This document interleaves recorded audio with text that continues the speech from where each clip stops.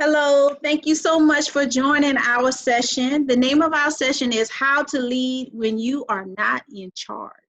My name is Frida Miller. I'm a professional school counselor with Charlotte-Mecklenburg Schools.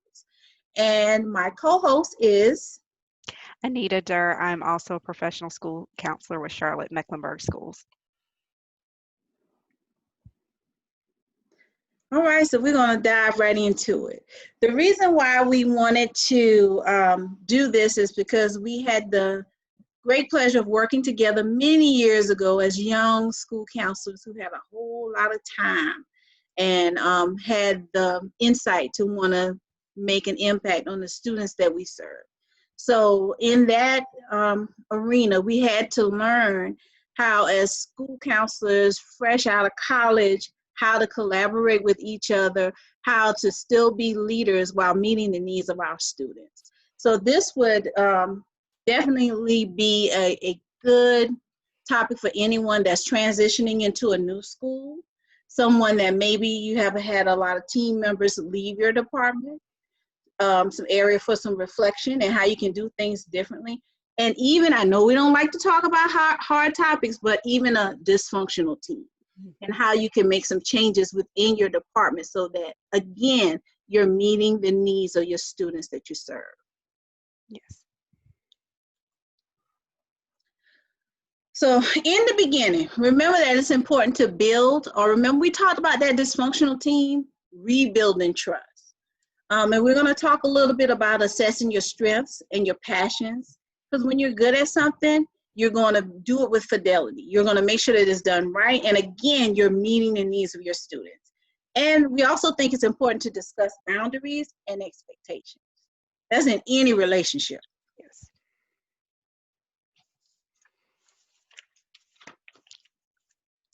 All right, so one of the things is reflecting on past accomplishments, and we're going to get into just some different scenarios and give you an example of that. But when I think about that, I think about data-driven. One thing that as a school counselor I've always done is maintain good records. Document, document, document. You all know how it is when that parent is getting mad at you and saying, you didn't meet with my child about financial aid, and you could go back to your sign-in sheet, or now we do Google Sheet, whatever you use to document and say, no, ma'am, I met with your child on this date at this time, and these are the topics that we talked about. And that does tie into it, what we are all supposed to be doing with the ASCA model, just documenting so we can advocate. And also, I don't want to say defend, but yeah, defend what we are doing, because you do have to have those conversations with co-workers, administrators, parents, students to say, no, this is a gentle reminder, we did meet and we did talk about this. So those accomplishments can be like, I think about scholarship money when I think about accomplishments. What do you think about, Anita? I think also this is a really good time for you to reflect on your past accomplishments as a leader. Like to use this time to think about, like, what were you good at when you were a leader? What were the things you liked about it? What were the things you disliked about it?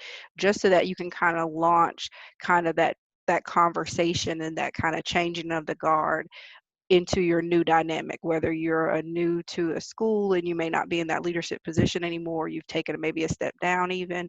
Administration sometimes will make placements, and really kind of starting from that point. I also like to use this time to like think about when it comes to that data driven.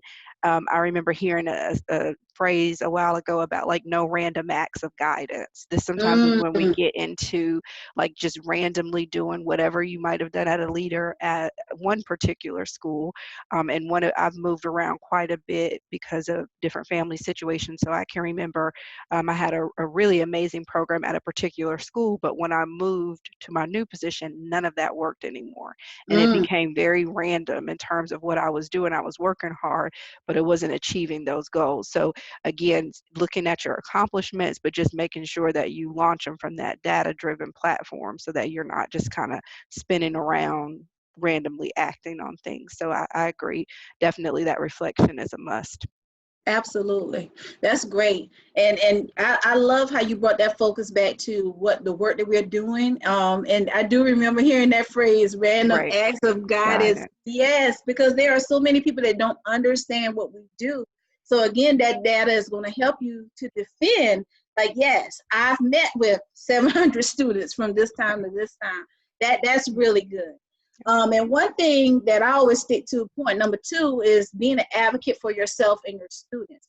I think sometimes, especially if you've been in this for a while, and we both have been in this for a while, it's kind of like easy just to throw up the white flag and say, you know, I'm not fighting. But we have to remember that in keeping the data, that is how you advocate for yourself. So say if your administrator wants you to take on an extra lunch duty, that's a non-counselor related duty. And then as someone who knows how to meet the social and emotional needs of your students, you can then use that data that you've been collecting and advocate and say, okay, well, my students need this. So maybe instead of doing a lunch duty, you can do a lunch and learn, where you're offering different workshops where you are tying in those essential standards that we do through the ASCA model, but also you're making a compromise with your administrator. But again, advocating for yourself as a school counselor and advocating for your students. I know there are many times, and we don't get involved with discipline, where some people may make judgment calls on students. Well, I know this is who he is in my classroom, but we see someone totally different outside because we don't meet with them in that academic arena, and they should feel safe talking to us. So many times we have to advocate for our students and say, well, this is the side of the student that I've seen. And I know that we hate to be put in that position, but I mean, our job is to advocate for our students, to make sure that they're not being taken advantage of, to make sure that their needs are being met. And the third bullet, tracking and sharing your personal team data.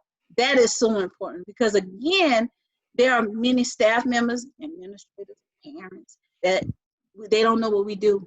You know, it just sounds cute, and they want to call us guidance counselors. And, you know, that term is so outdated. We're school counselors, professional school counselors. So, you know, that, again, is just so important, where if we could say, well, no, I've done X amount of one-on-one conferences, X amount of parent meetings, X amount of group meetings talking about financial aid or whatever. You know, that's how you advocate for yourself and your students in your position. Very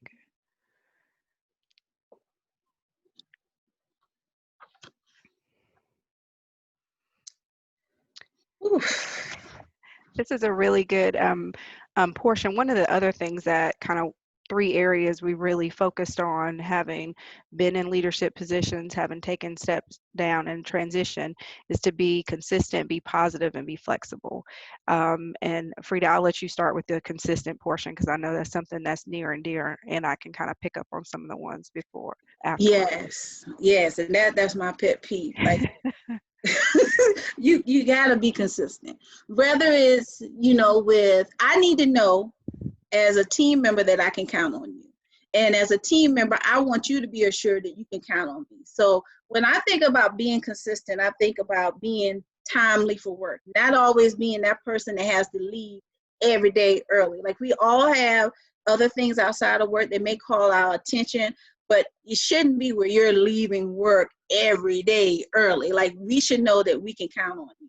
Being consistent in your actions, you know, making sure that you are being that person that's trustworthy, making sure you're being a great communicator, making sure that you are being consistent in how you treat people. I mean, we all have seen, come on now, we all are counselors. We understand and recognize mental health needs. So we've seen where even some of us can be up and down with our moods. So, I mean, it is, when I say consistency, I mean being willing and able to come and talk to someone, whether it's behind a closed door and say, hey, Frida, I don't know what's going on, but, you know, your mood has kind of been up and down lately. You know, is everything okay? Checking in. And we're going to circle back to that. But when I think about being consistent, I think about your actions and then your deeds. And when your students know that you are consistent with what you say you're going to do. Like, if I say I'm going to submit a recommendation form, you can take that to the bank. I'm going to do it. So just making sure you are doing what you say you're going to do and you're having follow through. Absolutely. I think that's very important.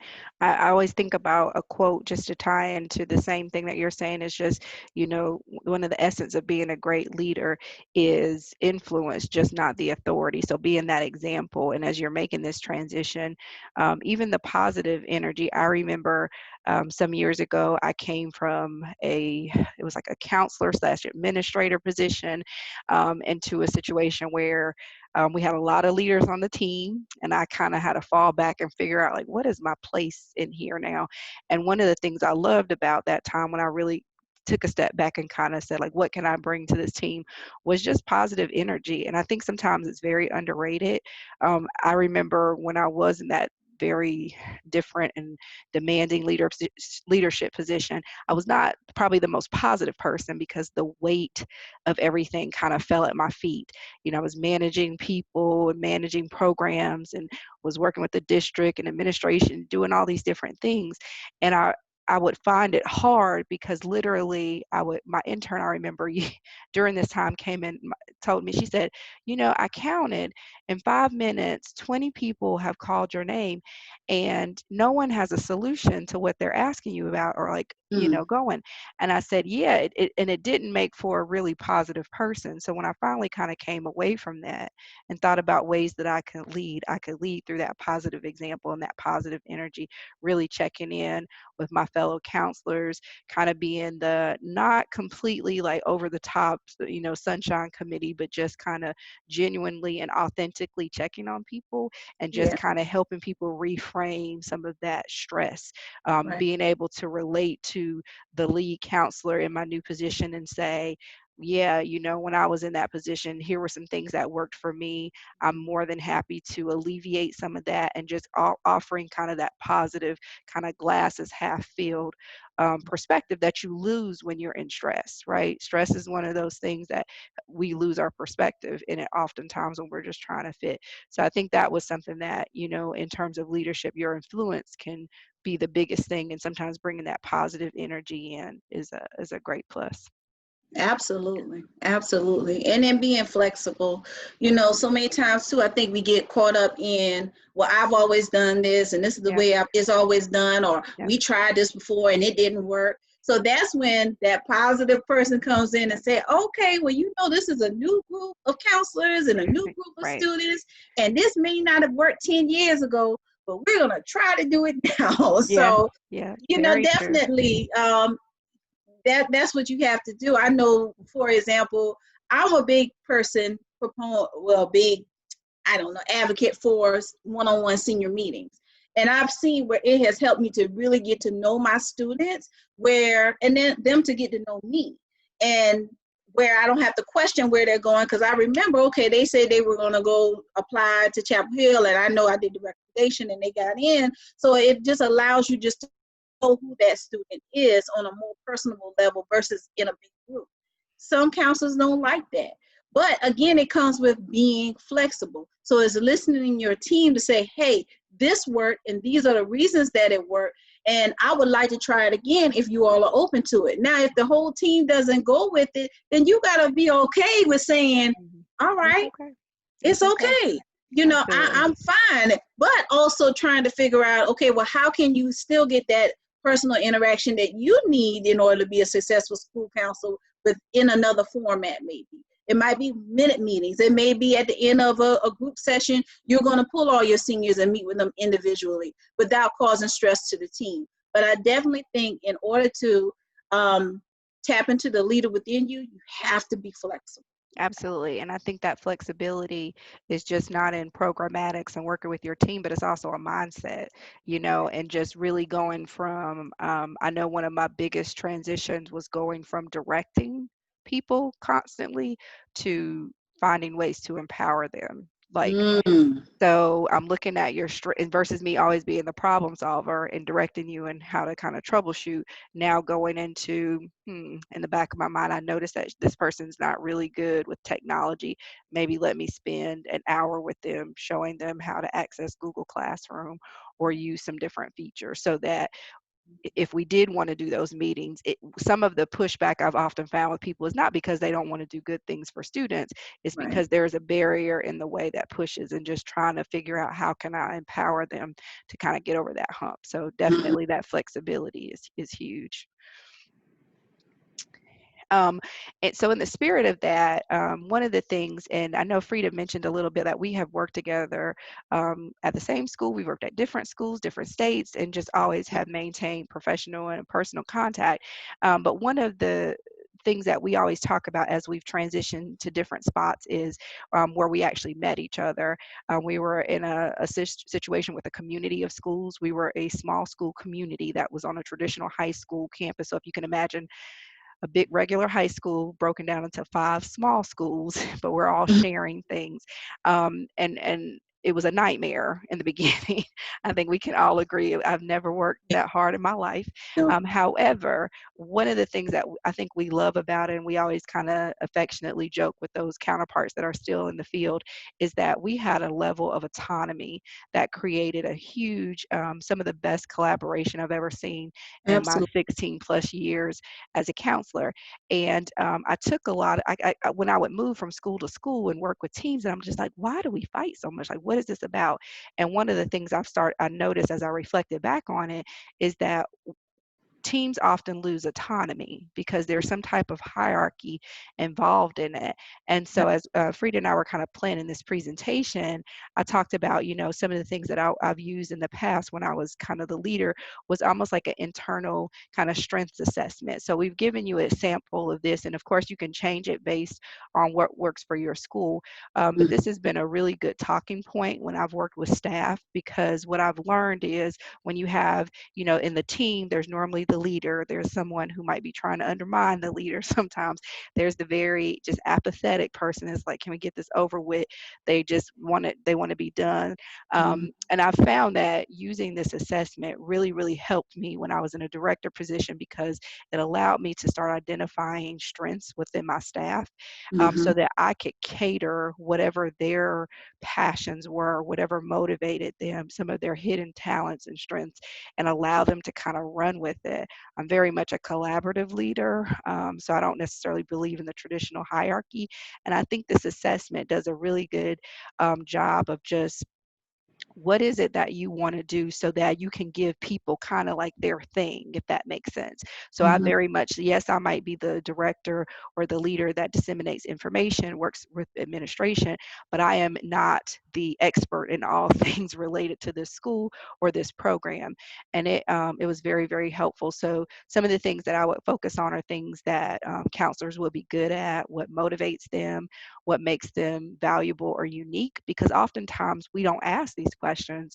And I've worked with counselors that have certifications in other areas that we can use within the team, whether Right. professionally or personally. They may be licensed, where someone may need a supervisor, or they may like all kinds of things that are their different certifications that they can help support their peers with, and just kind of create that team model. Areas within the school or department that can be improved, just getting that feedback from other people, because oftentimes as leaders, we just know we have a unique role in terms of what the district or state or administration may put upon us. And sometimes we can forget about like, what immediately does my department need that I may be missing as I am trying to troubleshoot these larger directives that are coming down from my supervisors or from the state, and just really always having that voice where they could give an opportunity to just have some feedback. And this wasn't just something they turned into me. This was something that we had a conversation around. So we would do things like, what areas within the school or community need improvement.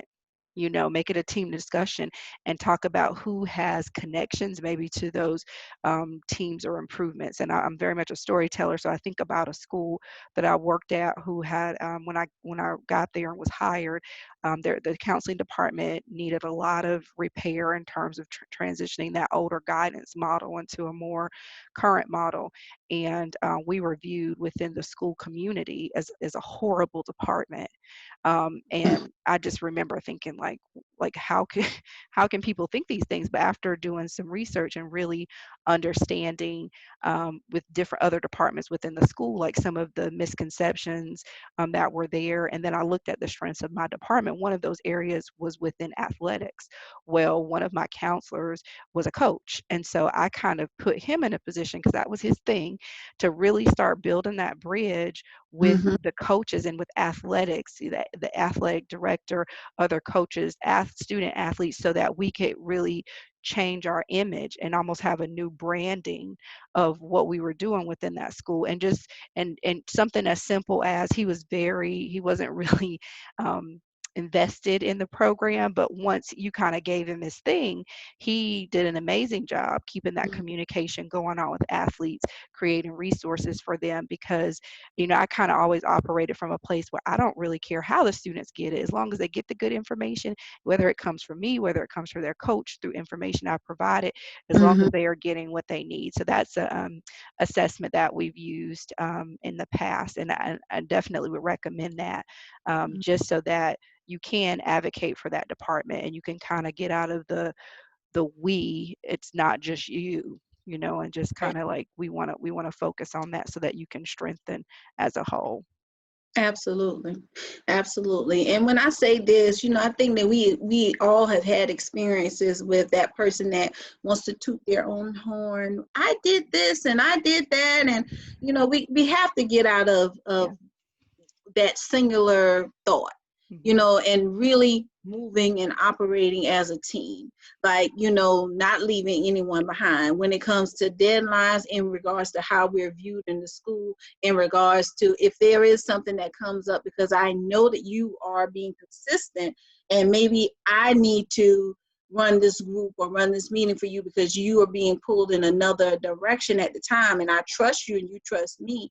Then it comes back to, okay, it's not about just me. It's about our department and how we're being perceived by the school. And then another Absolutely. thing is just making sure that, again, you are putting your information out there, because there are so many people that don't have any idea as to what we do as professional school counselors. Like, I don't know what she does. I've heard, y'all just sit down there and just drink coffee and talk all day. Right. If that was the truth, Yeah. my Right. goodness, if that was the truth.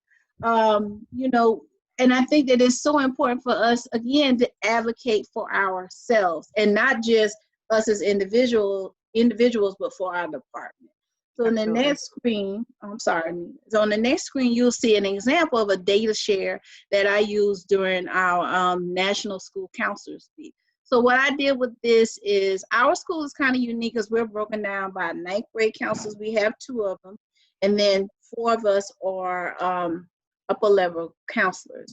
So because we were collecting data anyway through our ASCA model time tracker, there were some data points that I asked them to share so I could share it out with our department and with our parents. So everything that you see here is just actual information that was gathered from each one of the team members. And then I shared that out with our all of our stakeholders. So we got a lot of positive feedback from administration and our parents saying, wow, um, you all are really on it with classroom visits. Like ninth grade, that was a big initiative for us. Mhm. Or your one-on-one meetings with students. So it just kind of helps them to put in perspective.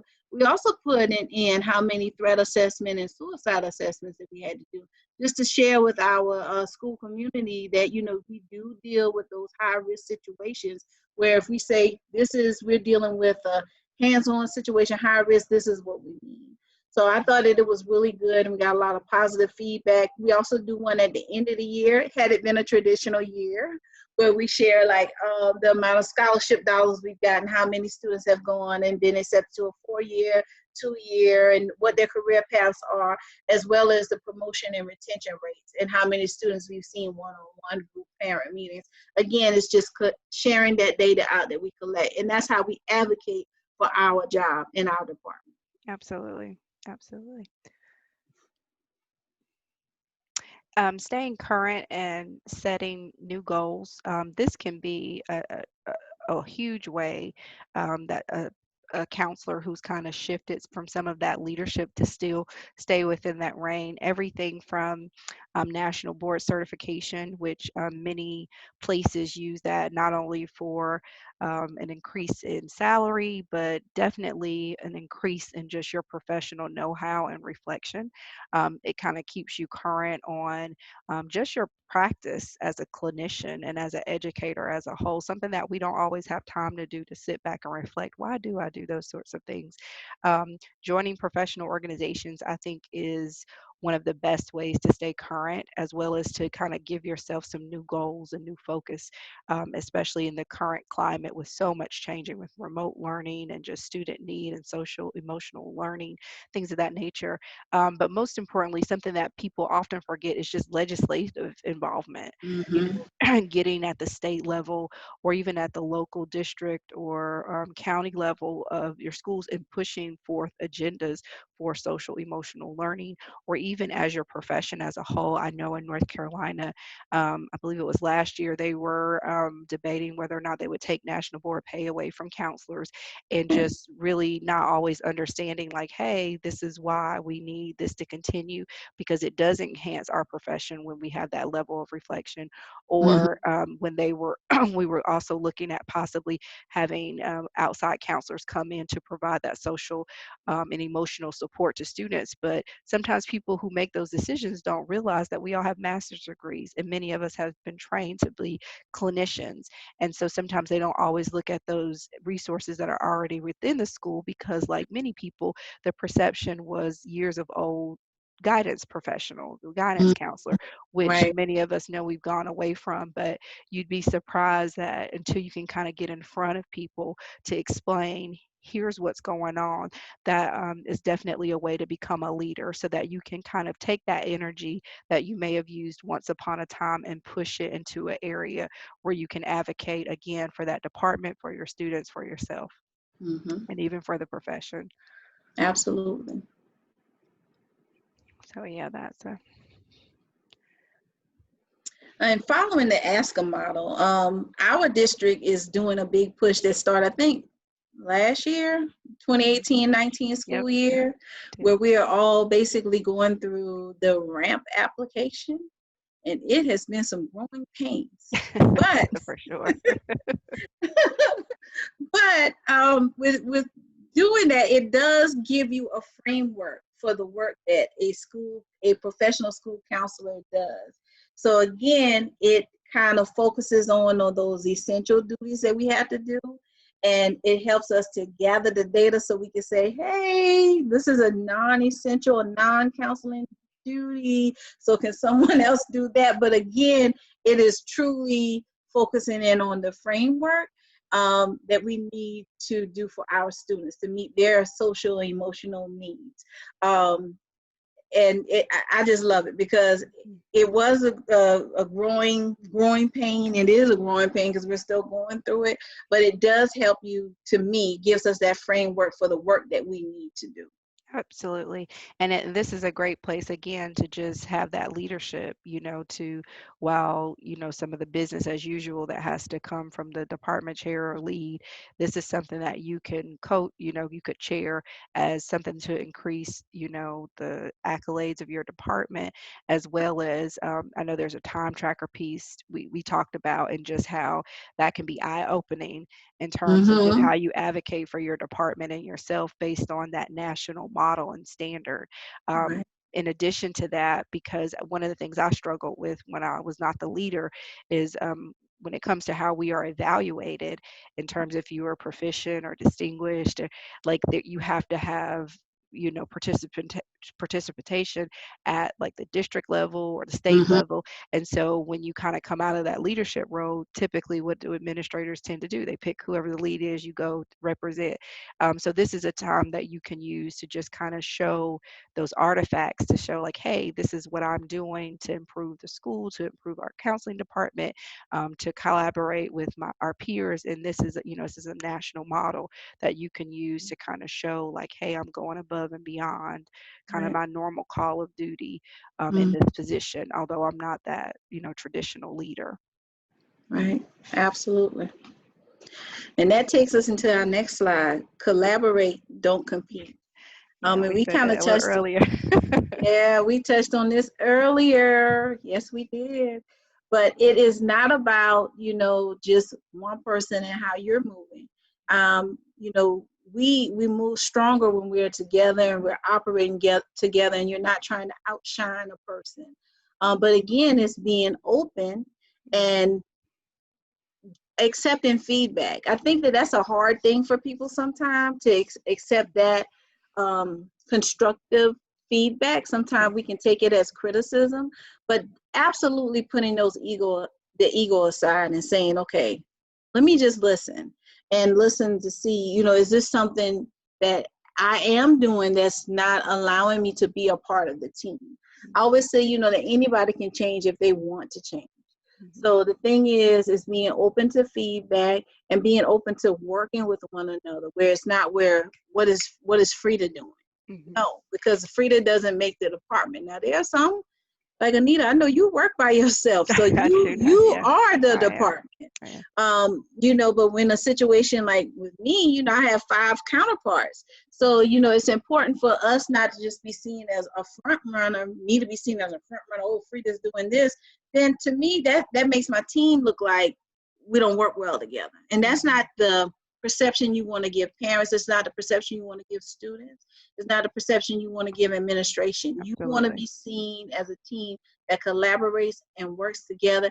And again, it's not me, it's we. So what are we doing as a department? Absolutely. But at the same time, we have to address the elephant in the room. Like, everybody has ego. Everybody want to shine, and I think a part of that, through that assessment and finding those strengths, so that person, we all know that personality that's like, look at me, they have an opportunity to say, yes, and she is doing an amazing job with leadership here, and giving them that, and really focusing on a culture, creating that culture that supports each other's strengths versus your insecurities. Like, I think that's what's really important, because under all of that, kind of what I call posturing, is someone who just wants to be validated. Absolutely. And just giving them an opportunity, like, okay, here's your thing, you go for it, do the teacher staff meeting, like, I don't like to talk anyway. And I found that for that kind of harder personality, that when I was in a leadership role, pushed back on me, I just needed to give them an outlet so that they could shine and oftentimes people will find they don't even want it, but you're going to take it anyway. So now, run with it. But it definitely helped a lot. I think, when it comes to collaborating, I always say, become an expert in something that's needed, and then train and support your staff. One of the ways that I did that, because of my history and my experience, I used to have to do master scheduling. When you're kind of a singleton, you have to kind of learn how to do everything. So over the course of years, when I went back into a traditional setting, and I was with a team, and I needed a project, I needed something to do, and I linked up with our assistant principal, and I did master scheduling, and that was a huge way to advocate for our department, because I can remember being in meetings with other administrators and master schedules, and how they would really like downgrade counselors, and I can't believe they're messing it up, and how counselors at the same time didn't understand, like, until you've had to create a master matrices of a schedule, you really don't understand when they say, please don't put any more kids in this class, there's a reason. Or on the reverse of that, when you don't provide me with a good master schedule, how that creates issues with teachers, and it kind of trickles, and it looks like it's from the counseling department. And so really just trying to find those areas that you can become an expert in, so that you're not competing with who's the lead in the department, but I'm a leader over here, and we're not even at all in each other's lane, so to speak. So I think that's definitely something to kind of keep in mind. I love that. And definitely going to what you said, finding your niche. And okay, this is Anita's thing. Anita does master scheduler, but also as a team, we're trusting you to advocate for what we need, and you're communicating what we need. That is so important. So important. I think we mentioned this earlier too, cultivating influence and not authority. Yes. Again, anybody will do anything for you. And you've probably seen this with your students. If you have cultivated that environment of influence where they, again, they know they can depend on you. You're going to be consistent. Your actions and your deeds align. Those students will do anything for you. They'll do anything, and that's the same with our team. Just think about group dynamics. I know it's old school because it's something that we learn in our graduate programs, but it is the same in any situation. So just like when you treat those students with respect and you follow through and you do what you're supposed to do, again, you are creating that environment of influence where it's like, oh, I know Miss Miller is going to do what she's supposed to do, so I'm going to do what I need to do. And that goes the same for our team. And we've seen it when you are consistent in your actions and your deeds, then everybody knows I can count on her. Okay, well, I know Anita has the master schedule. She's going to advocate for us. I know that we can count on her. So again, it goes back to that trust that you built or rebuilt, and it goes back to that being consistent and doing what you say you are going to do. Absolutely. Absolutely. And just continuing to build those partnerships within your school community that you can build upon, because that's what the true influence is about. Right. Rebranding yourselves if you're coming into a department that maybe is not as strong, or if you've been in one that's not as strong, really trying to redefine what that looks like, reaching out to, you know, that department. You may, like, one of our counselors I worked with at the team used to be a special education teacher, so she was like a huge advocate in helping us really establish a better relationship with how to serve those students and how to kind of get those teachers who often feel like we ignore them as counselors on board, so that we could create seamless processes for everyone involved. So I think for sure just really figuring out where those areas are, because oftentimes the leader is directing. They're not always using that time to put the thermometer in the water and say, hey, what's going on here? They're really just trying to make sure that ship kind of keeps flowing. But you, as the kind of leader that's within, just can use that time to get that influence, so that whatever those directives that come in from administration, from the state, from the district, just come in a lot more smoothly, because you got friends in other places, using that. So for sure. Absolutely. It's And a good one. But this ties in with what we Stay talked in your about lane. earlier too. Play your position and stay in your lane. For sure. Again, based upon the assessment that we talked about, playing in on your passions and your strengths and your likes and your dislikes, and knowing what you're good at and finding your niche and really being a leader in that niche. That's where this comes in. Absolutely. Absolutely. Absolutely. And check your ego. Mm. Everyone knows that you're a leader, and they'll see it even if you never have to show it. I used my time when I was in a position to even just to be very humble and ask people, do you need some, is there something I can help you with? I know that, once you've kind of been a veteran, you kind of know like the flow of like where the school year is at. So when we're in the middle of opening a school year and trying to go over credit checks and make sure everybody has what they need for their college applications, like, so at that point in time, hey, do you need me to maybe go to a meeting for you, or let me take something off of your plate so that we can work better? And even though you're still playing your position, but you're showing that teammate that, hey, I'm here to support you, and I can work whatever you need for me during this time while I still remain in my lane. Like, I don't want your position. And just having that conversation, just where And you have that respect. I think even verbalizing that, works too, because with coming from a position where we've been department chairs and had that authority, I've had to verbally say, I don't want to be the That department no. chair. I'm not coming for your position. Mhm. I am here to meet the needs of my students. And I think just saying it and reiterating it, and again, offering that assistance by giving that verbal reminder, like, look, I'm not interested in doing that. I am just interested in meeting the needs of my students or being the best, blah, blah, blah, that I can be. Absolutely. I think that that's important too, just reiterating it. Because sometimes, again, it plays into insecurity. So if you Absolutely. have someone where that is their identity, like, I'm the department chair, Mhm. let them have Yeah, you let can them have have it, that. honey. Yes, you can have it. And sometimes it's lonely at the top, and sometimes Yeah. with one of my former department chairs, I would just come in and just say, I know what this is like. Like, And that's kind of where I was like, if you need me to help with something, I know how to do it. But if not, Mm-hmm. you can vent because I understand. I can see Right. some things coming down the path. Do you want me to maybe go just do the housekeeping on this right now? So that's one less thing you have to worry about. But for sure, definitely I can see that. But This is a also, and it ties into this. yes, for sure. I'll I'm get like, this off. is a good one. But being a trusted adult, and I think that this comes into self-care and counseling as well. Yeah. So just like what you said, mentioned in the last slide, where we talked about celebrating the wins, staying in your lane. Also, if you're going to allow someone to vent to you, don't take that venting session as No. a subject for gossip. Right. You have to be a person, just like with our students, that trusted adult. If you're going to be that person in your department, that conversation has to stay there. Like, what is the saying? Absolutely. Whatever happens in Vegas stays in Stays in Vegas. Vegas. Whatever happens in Yes, this office stays stays in in this this office. office. As long as no one is being harmed, then that's definitely something that you should keep confidential but not use as a subject for gossip. So Absolutely. again, checking our That's good. personal bias, checking our personal issues. Do I have an issue with gossiping? Sometimes you got to do some personal reflection as well. Yeah. But if you're going to be that trusted person, just making sure that they can trust you and you're not repeating those things that they're saying to you.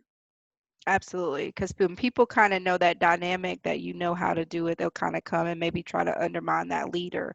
Mm-hmm. And you just have to be really, really careful. And that is where, I always joke when I kind of transition again out of that position, I used to joke with my staff and it was like, I'm like the resident counselor for y'all. Like, what is going on?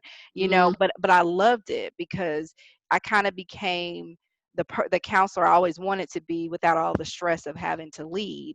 I became the kind of the sunshine committee and really just tried to do things to increase connectivity amongst the staff and each other because I had more time to do that. I Right. had more time to promote things like self-care, particularly activities that we could do with our staff. Like we did retreats sometimes, just luncheons, and just different incentives that I never had a chance to do when I was a leader. So I felt like that equally just brought things to the team as a whole because it Right. kind of gave us that work-life balance. Like it Mm-hmm. kind of gave us like, yeah, we're in here working really hard, but we also are people and not forgetting that, we give this to students, we give this to parents, we give this to teachers even, but really making sure that, we're often the only people who understand what counselors do and the wearing, so to speak, that it does on others, and just making sure that you have that. And I can see that now that I'm in a singleton position, how heavy that can be when there's no one else to Mm-hmm. check in on it. I often will have times where I will call colleagues throughout the district. Frida's one, like, and I'll just be like, well, I just need to like, what are you doing right now? Like, how are you dealing with all this? Because it's important. It's how we work better. It's how we, and more importantly, how we're human. And when you can be that advocate for that, that's a great leadership quality because leadership is about influence. Absolutely. Absolutely. And then even outside of work, journaling is very important. I'm sure Absolutely. you all share that with your students, but absolutely reflecting and getting your feelings out on paper. It is so effective and it works. Yeah, it does. Personal counseling for yourself. In my graduate program, our professor always said, every good counselor needs a counselor. So Yeah, using very true. your dollars, your insurance dollars, and seeing someone who is unbiased and who is not committed to your situation definitely is a good thing that we would advise anybody to do. Absolutely. And being not so much the counselor for your colleagues, but just being that person that is the thermometer sometimes. Hey, Yes. you doing okay? I'm noticing that you're not Mm-hmm. your normal self. Is everything okay? Just to let them know that we see you. We often help other people with their problems so much that we neglect our own, and just that we're human and we need balance. So yeah, Absolutely. for sure. Meditation is good. Oh, absolutely. Very, very good. Meditation is really good. Deep breathing. Like if you have a Apple Watch, my watch reminds me like, okay, let's do some deep breathing. Hmm. I didn't want to believe that it worked. It is helpful, but it absolutely is helpful. Absolutely. Mindfulness is another good one. Absolutely. And okay, so this is our next slide: celebrating the wins and leaving work at work. Amen. Yep. shutting down. Like, yes, we did this. Ooh, everybody did. Yes, you know, the kids did whatever. A lot of times, as school counselors, our celebrations are linked to how well our students do.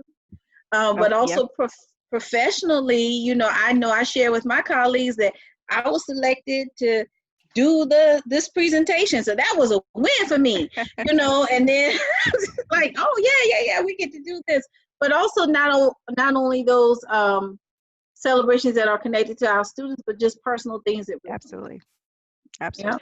Celebrating one another is huge. You know, just and while I understand I can be the consummate professional at times, there is I think some of the best teams I've worked on who maybe weren't strong across the board and everything, but when I think of the connectedness and us still being able to accomplish amongst huge obstacles were teams that we took a personal interest in one another. We may have not always been friends, but we kind of just knew what was going on and we celebrated one another, whether it Mm-hmm. was at work or whether it was in our personal lives, because I think that that connects you differently and it makes you invest differently. It also, more importantly, like helps you hear each other through a Mm-hmm. different lens. You know, when I Mm-hmm. know that, hey, you know, she's the mom of a newborn, I kind of understand where you might not be so ready to Right. go every morning, and not because that's an excuse, but because I see your humanity. And I think that Mm-hmm. helps when we know that you have that personalization between each other. So yeah, but always Yeah. celebrate. I believe in having a good working hard and playing hard. Absolutely. And leaving work at work. One Yes. thing that my Very husband had to get tricky. on me about was checking my email on my phone, because I would get an email and it would just shift my entire mood. Yeah. And everybody knows when mom is not right, mom is the thermostat for the home. Yeah. So when mom is not right, ain't nothing gonna be right. Yeah. So again, allowing him to tell me, hey Frida, when you check your email, you go from being okay to being like completely on edge, and then you want to check this email and make sure you did this and make sure you, like, no, you got to turn things off when you're at home. This is your time to focus on you as a person, so you can be a better mom, better wife, better counselor. So, you know, again, it was just being open and checking my ego instead of saying, I know what I'm doing, da, da, da, da. You know, like, yeah, being reflective and saying, you're absolutely right. So when I do check my email, I started taking note that it was shifting my mood. So Absolutely. now when I'm off, I'm off. And I say, if it's an emergency, they have my phone number, they can call me. And because I have to set boundaries. And I think we talked Absolutely. about that early on. We Like, you did. have to set boundaries. We did. If not, then you will be this person that we don't want to be. Absolutely. You, And I think that's something that you can also tie into leadership, because oftentimes I feel like we're kind of in the middle going into the next leg of this professional journey. So I'm watching a lot of the people I looked up to retire out, but more importantly, I'm watching new, younger counselors come in. And one of the things that I was not taught as a count was the boundaries and just being a mm, leader and showing like, you don't have to answer every email there, and it helps train your students and parents to what's right. appropriate. So yeah, just learning how to lead through that example of leaving work at work and celebrating and understanding that, you know, while we are here to help and advocate, we cannot fix all things, and that's okay. And I think that's something many years into the game and burnout I had to learn the hard way. So I use that even as a leadership, whether I have an intern or I'm working with a counselor that's a little bit newer in the game. I will often say, and it's okay. You get Mm-hmm. where you get and you pick it up tomorrow. You pick it Right. up tomorrow. Absolutely. Oh, So yeah. okay. Okay, at the end. So yeah, those are just some things that we've kind of learned along the way. We've Absolutely. shifted from Anita's had a director position, and we both have been department chairs. You know, so hopefully these tips can help you all just to function better as a full functional team, with the Absolutely. respect for the person that is the lead, and realizing that each and every one of you are leaders. Absolutely. Absolutely. We thank you so much for your time. Thank you.